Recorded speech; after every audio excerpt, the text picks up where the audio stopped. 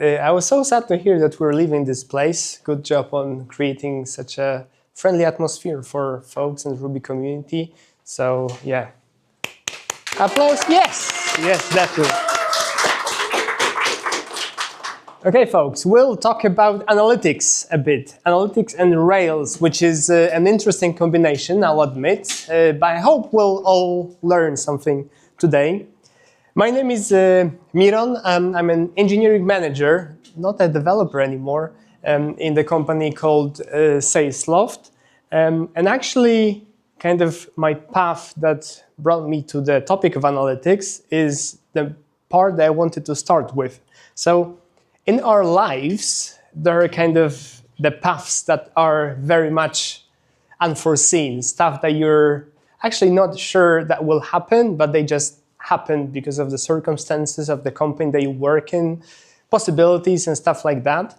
And the same happened with me over the years. And it's really interesting because the last time I was standing here and presenting was more than a year ago. It was completely a different situation in terms of my life.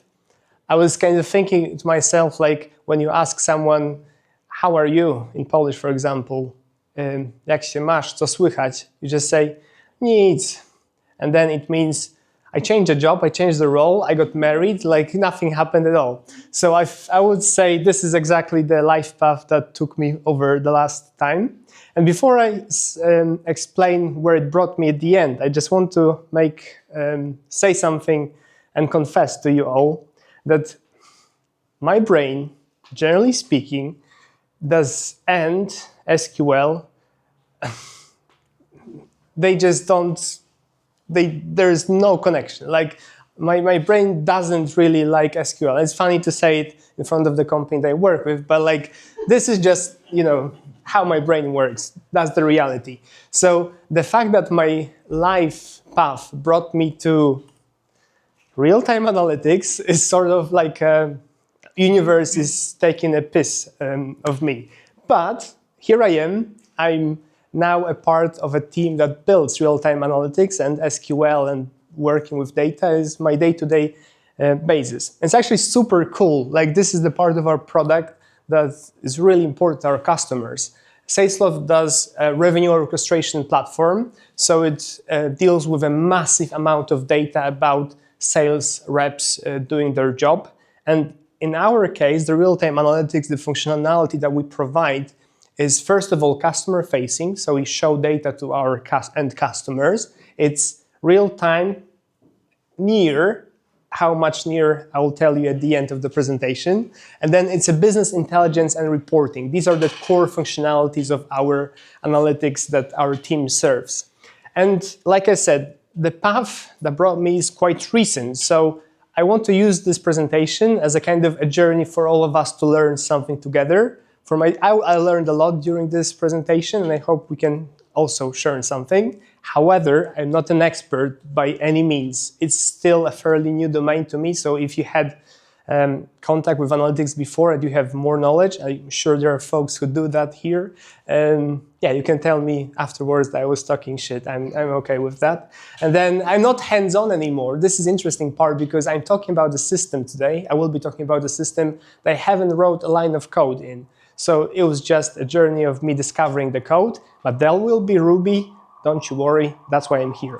So let's start with navigating the analytics landscape to understand what are we even talking about, what is analytics, and what are the kind of foundational knowledge about analytics that we can have to understand what we'll be building. And just to be clear, today we'll be talking about the real-time analytics, and is described as an approach to the data that the data processing that allows us to extract value from events as soon as they are made available. In the case of our system, it's the case of a call is happening, a call is made, and then literally seconds after, hopefully, you see it reflected in the charts and the analytics that the customers see. I want to make clearly that what we're not discussing today, we're not discussing stuff like batch processing or data mining, where you collect the data over a larger period of time. And for example, after a month, you have your data scientists go into the data, look for patterns, and provide it for ML to learn. This is not what we're talking about. We're talking about real-time analytics. So event happens, and we want to see it reflected in the analytics that we see. And the real-time analytics use cases that are met in the wild are, for example, the user-facing analytics, the stuff that we're talking about, personalizations. So the fact that you are looking at some product and that affects what's being shown, other products that will be shown to you while you still stay in the product. Metrics, so even for monitoring, the metric is another use case. Anomaly detections, so that's for fraud protection, for example. Visualization, dashboarding, and ad hoc analytics. So if you want to go and see in the data. These are the real-time analytics use cases that you can meet and where it's used. And now I want to bring you to the analytical mindset. This is the part that hopefully will leave you with a better understanding of analytics. Because let's start with where we, as Ruby developers, I still count myself as one, where we usually operate with and in what type of mindset we operate. And now for that, I'll use the database layer to show you the different approaches that differ between analytics and normal use cases. And by normal, I mean the OLTP, so online transactional processing. So this type of databases and therefore mindset, it focuses on reading, writing individual records. So think of pulling in the whole record that has a specific ID. You pull all the data points of a specific entity. And then it actually is great for transactional workloads. So you not only read from the data, but you also update it, create, it's a very lively process. And there's, you can have as many inserts, upserts as reads. Obviously, reads probably will have more, but it doesn't put any focus on any of that. And it's very known to us as Ruby Rails developers, because this is the way we operate and build our applications. The whole Rails framework is based on the REST approach and the models and everything. This is made for the OLTP. But with the OLAP, so the opposite side that we'll be talking about more, we're actually taking a slightly different approach. So we are reading many records at a time, and we try to summarize values of specific columns, with it, whether it be count or some operations that sums or do some operations on the set of columns. So instead of pulling a single record and all of these fields, we're thinking about, for example, getting an average of all the order total, so a value amount, instead of pulling all the data. So we're more focused on the column aspect. And this is this kind of comparison between the row and column. For me, it's crucial to understand how analytics approaches data. So for just to quickly reiterate, for the OLTP, if we take SQL like that, what we get is this single row with all of the data points.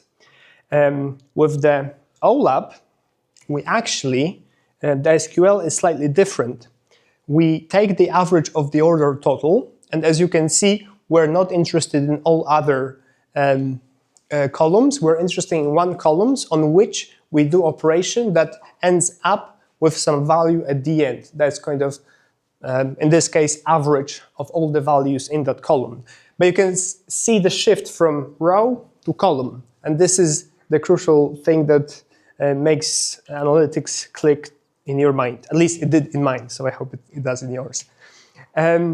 So with that foundation, let's think about what are the analytical operations. And we'll start with one that's really important for the context of the system I'll be talking about, so the rollup. The rollup is an idea of taking a set of lowest level record that is available and values, and then rolling it up. So creating an aggregate of some sort based on a certain dimension. In this case, I'm using an example of a date. As you saw at the beginning, we just had a list of records, and the rollup, the idea of a rollup here is to group the orders by the order date and create a rollup for the specific date. So we end up, instead of having, in this case, 5 rows, 2 rows that have just a kind of a summary of the group by clause. And this is the operation that, here it looks simple, but if you use it on a, on a scale, this is very powerful and ensures the performance of your system. And then the analytics has a concept of a cube, and this is actually quite important, again, to understand the analytics. And this example that I was able to find kind of nicely shows what the cube means in the analytical world. What's important is that we have this cube that shows that it's constructive of little cubes inside. And every dimension, or that you can see, in this case, 3-dimensional cube, kind of are products, geography, and time. So as you can see, you can define a value. In this case, for example, a sale of the product, right? You have those different dimensions, and the little cubes that is on the cross of all those dimensions is the value that you are interested in and provides kind of the value that you can use and show to the users. The dimensions are, as you saw, those kind of things that you can group by, while measures are the values, the little cubes inside. Let's look at an example. So let's say that, tell me what are the sales of the TV in Asia in Q1, for example, right? So we go through the 3 dimensions, and as you can see, we meet at this cube. You can also try to look at this from other perspectives. So for example, what is the total amount of sales in Asia of TV, but throughout the whole year? And these are the operations that we are going to talk more. But the cube is the concept that kind of lives with you with analytics and provides you kind of the foundational block for understanding how the systems work. In terms of the operations that are very basic to the analytics and actually work on top of the cube, we have a set of them, and we'll learn about them. The first one is the rollup. We already talked about it. We also have slicing, dicing, we have pivot and drill down, and we'll quickly learn about all of them. Using the example that we previously saw with the orders and grouping by the date, in the case of our example cube, let's say an example of the rollup is that you start with a sales revenue by product, geography, and quarter, laptop sales in US in Q1. When you roll up by the time dimension, the example that I used before, you can get the sales revenue by product and geography for the entire year. So instead of 4 values, you get 1. And the concept of the rollup kind of just rolls up until at the end you, for example, end up with just 1 number. That's the operation of a rollup. Next on the list, the slicing and dicing. So kind of this part here on the right, where, as you can see, the big cube is sliced into smaller parts. And slicing and dicing means that you basically limit the cube or the set of your data through certain criteria. So for slicing, for example, you select just USA from the geography. So you are not interested in all other geography locations that construct the cube. You just sort of cut all of them and leave just one dimension, in this case this dimension. And dicing, an example of dicing is when you select mobile and tablets from the products and Q2 and Q3 from the time dimension. So slicing just narrows down one dimension and dicing narrows down multiple dimensions. So you end up with a smaller cube with dicing, and slicing, you just kind of, in your idea, cut it and have a clean cut. Yes? Can we call it vertical and horizontal and depth dimension? Just to show it graphically. Actually, it can help, but in your product and analytics, you don't really need to have 3 of them. Yeah. So you mean like this one? Yeah. Okay. Exactly. Yeah. To be honest, I had no idea what that would be. Is it vertical? Okay. Horizontal is like horizontal. Yes, that makes sense. And the third one? Depth. Depth. Okay, nice. Okay. So yeah, in terms of slicing, you just take the vertical slice. With dicing, you combine at least 2 of them. Cool. With the pivot, you start to take a look from kind of a different angle. In this case, like this should be moved somewhere kind of somehow moved, but it really plays well with, for example, tables. When you have, in this case, sales revenue with products as rows, then geography as columns, and time as a filter. So that way you can have 3 dimensions. And when you pivot, you kind of flip things around, and in this case, show time as rows and products as columns and geography as a filter. So you suddenly end up with a different, you pivot the table and provide a different view over the data that you have. So do you have 2 dimensions there? In this case, it's 2 dimensions because of the table, but from the data perspective, you have 3 because time you can act as a filter. It's not visible, but it's already applied. So you can have multiple values also. Yeah. Theoretically, you can have a pivot on multiple kind of values as well, because you could easily show, for example, in a row, things that grouped first by products and then by geography, or no, by time, for example, at geography. But anyway, this is just for the sake of the example. And then the drill down, this is the opposite of the roll up. So when you have sales revenue with product and geography by entire year, you can drill down into it and see what are the entities behind kind of this number that is rolled up to the single rows at the end, if you want. That's often what customers want when they want to understand what's behind the measure and the value. And with that knowledge, I hope you learned something about analytics and gives you understanding of what analytics is. And we can meet of...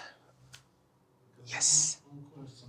Because you have the cube here, and if you want to analyze a table, for example, with more dimensions, this is just a model, yes? This is just a model. Yeah, it's for you to understand the dimensional aspect, but you can have way more than 3, and you probably will have more. So this is just, exactly. And I think it's cube because of the Rubik cube, because kind of that's how it's constructed. Definitely, it's not limited to the 3 dimensions. Okay, so I will talk about the system on an example as well. And I mentioned that the roll-ups are important because we're going to use it to show how the real analytical system works in our case. This is the example we saw before with the order total. We're going to actually have a real case from our system, so calls. So the object that we'll be looking at is a call made by a sales rep that we want to track. And then the example and the data points are the call ID, then, for example, the call date time, and the team ID, which allows you to group together the teams that are working together. And then the example metric is how many calls the team made on the 17th, for example, as a question that you can ask and query for in the system.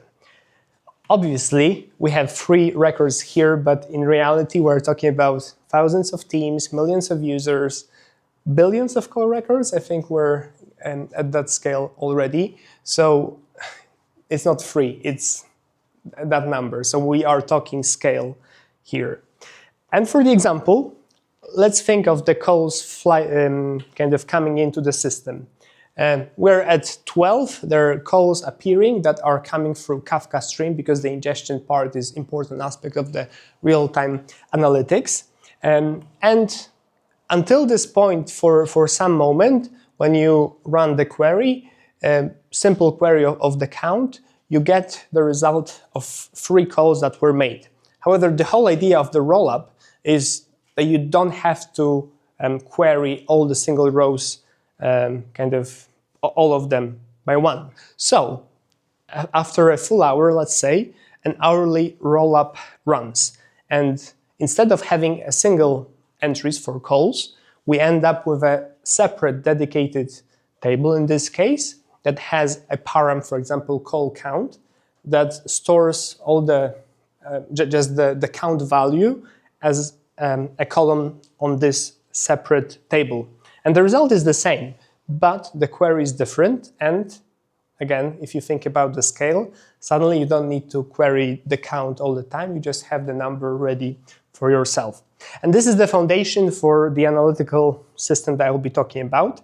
We still keep the calls records. We have access to them, but we introduce 2 new tables that are serve as the foundation for the whole system to work. First, the hourly queue, which serves like a queue for entries to be counted. And then the hourly rollup, which after the count happens, keeps information about the sum over the period of an hour after the rollup happens. It's important to mention that, like, what I'm talking here, those entries, these are all PostgreSQL tables in the PostgreSQL database. We are not using analytical database like at the moment, which some of you who work with analytics might be, whoa, but kind of this is the beauty and something scary about all of this, that we actually have the PostgreSQL and the Rails application behind it. And we have, apart from the hourly rollups, we have daily rollups and the monthly rollups. So you kind of stack up them and creating a more robust and more performant solution as well. As an example, there's like 40 million Kafka events consumed every day. It's not that much, but if you think that you need to serve all of them and build everything, kind of, yeah, and you sum up all the millions of events totally, yeah, you have the scale here. Okay, and the system works like this. The Kafka producers from the downstream services are pushing the events that are happening in the system. Our consumer collects them and puts those new entries, apart from creating them in the calls database, to the hourly queue. So they are present there. We have entries that reflect every event that came down, and they are ending on the queue part. Then, at specified hours, the clockwork RB triggers the sidekick job, which is the calculate hourly rollups, for example, in this case, that takes the queue and transforms it into a rollup. And that's kind of how we do it, and end up with the hourly rollup value that is then fetchable from the REST API and shown in the database. Finally, some Ruby we're missing here as well. So yeah, the call events arrives. Like I said, we are creating still the calls entry in the database, but at the same time using the active record mechanism of after create and some Ruby magic. You probably won't understand what exactly it does, but I just wanted to show how beautiful Ruby is and the fact that you can build your own DSL. In this case, we have a DSL to actually queue to the hourly rollup, our custom class method. It's just beautiful. And with all the attributes here. So at the end, we have the hourly queue entry. And then, like I said, we have a clockwork. I forgot the name of the gem, but then when I saw it, I was, yeah, that's clockwork. I used that, perfect. So yeah, the job kicks in, the cyclic job starts, and then we have a place that kind of transforms the hourly rollup into a hour, it takes the hourly queue, transforms it into hourly rollup, and puts a daily queue, which we'll get to in a second. What's important is when this operation is done, the queue is cleaned. So we kind of clean the queue after, over the period that the queue was building up. So we kind of pruning it every time we do the rollup. So in the code, we had create hourly rollup and daily queue. And it's interesting because the hourly queue, we already went through this, transforms queue into the rollup, but also the rollup, the hourly rollup, creates a daily queue.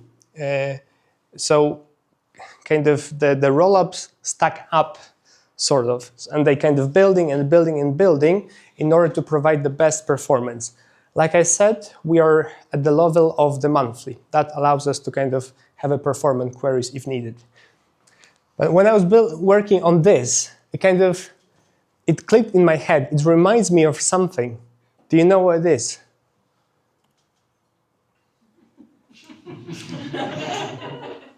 I mean, I'm like, Gemini tried to come up with this. Like, no way. We're still safe for a few years at least. An important aspect is that there is this moment when the rollup hasn't kicked in and we still have fresh data in the queue, but we don't have it in the rollup table just yet. And what we do is we actually provide a custom view on the database level to actually combine the two. So we join them together. We take the fresh data from the hourly queue and we take the rollup data from the hourly rollup. And this is how it's working for the hourly example. But users can request, give me calls in the last month, 3 days and 2 hours. And we actually have DB views that not only take the hourly queue and rollup, but actually comes up with kind of rolling view that combines, okay, so this hour I have fresh, this month I have in the monthly rollup, but there are like 2 days after the month I need to take, so I need to combine all of them and provide. And this is the complexity built on top of quite simple process of rolling up data. And that's it. That's kind of how we build the system. And I have to say that, yes? I got one question only. Do you prune all the lower level data and you are left only with the monthly at the end? Or you keep all the data? That's a good question. I think we should be pruning. No, we can't be pruning. No, we probably are leaving with the data on the rollup level as well because it came. So you just delete the whole data. The queue, yeah, exactly. Yeah, exactly. The queue data is pruned, but the rollup data is kept. And yeah, 5 minutes, that's more or less the real aspect of our system, which I think still, given the situation here, is quite good. And I wanted to ask you, you saw this, you saw the thing that we built. Do you see any constraints of the solution that we used in terms of, the path that we took with analytics? You have to know the questions before that was kind of a question for later, but you have to know the questions, right? Before you create this system, you have to know what you're going to ask in the future. Exactly. This system is built to provide the functionalities that we kind of planned to do, but you're rightly pointing out there is no much flexibility in this solution. Suddenly, if you need another type of rollup, good luck with that. Geographically, you cannot actually ask for rollups. Yeah, very true. We're just doing a rollup after one dimension, and it's a kind of hard-coded dimension. Exactly. Yeah. It's good when you have calls and this data is not changing. But let's imagine we have invoices, and invoice, for example, is found, and historical data is updated. In that case, let's imagine we just want to present hourly sales, and it means that we need to calculate, for example, previous day, previous hour. Also, we need to calculate previous months, year, quarter, etc. Yeah, this is a very good question, and something that we face. Like maybe not the calls, but meetings, for example, data, it does change. And the policy that we're using is there's a period in which we kind of allow this to happen. So we say, okay, the data can change during the 7 days, let's say, but after that, like, it's hard stop. During the 7 days, we're able to change all the roll-ups and kind of reflect the change in the values that were already calculated. Because if it's just counts, it's doable because it's just +1, stuff like that. But at some moment there's hard stop, and it's difficult to do, or you need to actually recalculate everything, which is a very time-consuming process. And this is a cause of many customer calls as well, like, oh, something changed and I don't see it reflected in my dashboard, or suddenly something doesn't line up. So yeah, definitely a problem we face. Nice, good call out. Think about materialized views. I think to the other solutions, we'll get to that because I have that part prepared. Yeah. Yeah. So these are the callouts, very kind of well defined, because I want to say happy end. This is the last part of my presentation, because we built the system. However, we definitely found its limits. So kind of the solution was good for the initial scale. And as you can see, it was kind of an amazing piece of engineering to get to this point and allow the analytics to work in that way. However, customization is not flexible, as you pointed out, because if you create this custom roll-up system, you are restricted to the decisions that you made, and you cannot really roll up by different dimensions. So you're limited, you're not left with cube, you're left with what? Nothing. And the other aspect is that the performance started to be a problem, because after all, we have a PostgreSQL database, which is kind of prepared for the OLTP operations. This is kind of the relational database. And we found out that our system that we built, which we kind of made as best to behave like an OLAP and provide analytical functionalities, is in fact OLTP with the customized functionalities. However, there is a happy end to that. An end to the custom Rails solution, because going further and scale, we're deciding to actually switch to a more OLAP, like analytical prepared databases like Apache Pin or ClickHouse. There are solutions in the market that are prepared for the scale. And happy will be the developers that won't have to worry about the performance or the customized solutions. So yeah, we're still in the process of preparing for the switch. The system that I showed you is definitely live. But I guess you'll hear about what comes out of it at the Pino meetup, not Rails, because there will be no Rails after all. So I used the chance that I still had something to talk about. And using the occasion, I started, so let me end as well. I wanted to end with saying it's an end to Visuality on Odolańska. But yeah, happy developers and Ruby community in this place, in this company that brought us all together. So yeah, let's give a round of applause to everyone.